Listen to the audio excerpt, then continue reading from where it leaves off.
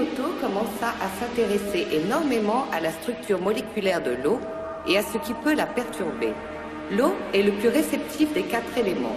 Monsieur Emoto pensa que cela pouvait avoir une relation avec des événements non physiques, et c'est pourquoi il mit en place des séries d'études et utilisa des simulacres mentaux et les photographia avec un microscope. Pour un échantillon d'eau, nous avons mis 0,5 cm3 d'eau dans 50 plaques de pétri.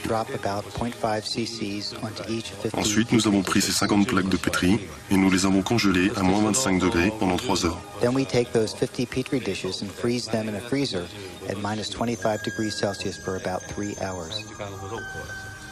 Nous avons pris ces échantillons congelés, nous les avons mis dans un réfrigérateur à une température de moins 5 degrés, dans lequel il y avait un microscope avec un appareil photo, et nous avons photographié chacune des gouttes d'eau.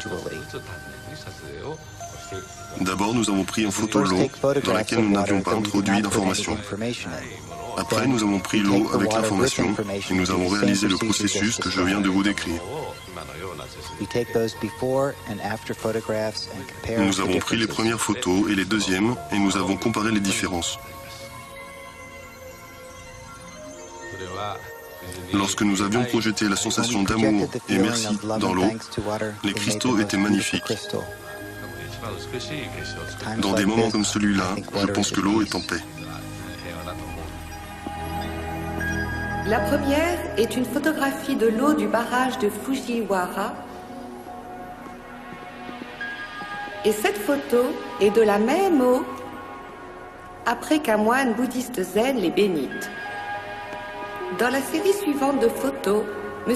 Emoto imprima des mots, il les colla avec du ruban adhésif sur des bouteilles d'eau distillée et les laissa ainsi une nuit. Je continue ? Cette première photo est de l'eau distillée pure, ce n'est que l'essence. Les photos suivantes, comme vous pouvez le voir, sont différentes. Ceci est le chi, la force vitale de l'amour. Et ici, nous avons merci. Vous voyez ici, là, où il l'a collé sur la bouteille. Si vous parlez japonais, vous vous êtes déjà rendu compte. Monsieur Emoto considère que la pensée ou l'intention sont l'âme mater de tout ça. On méconnaît la science de comment la pensée agit en réalité sur les molécules. Les seules à la connaître sont les molécules de l'eau, bien sûr. Et c'est fascinant si l'on tient compte que 90% de notre corps est d'eau.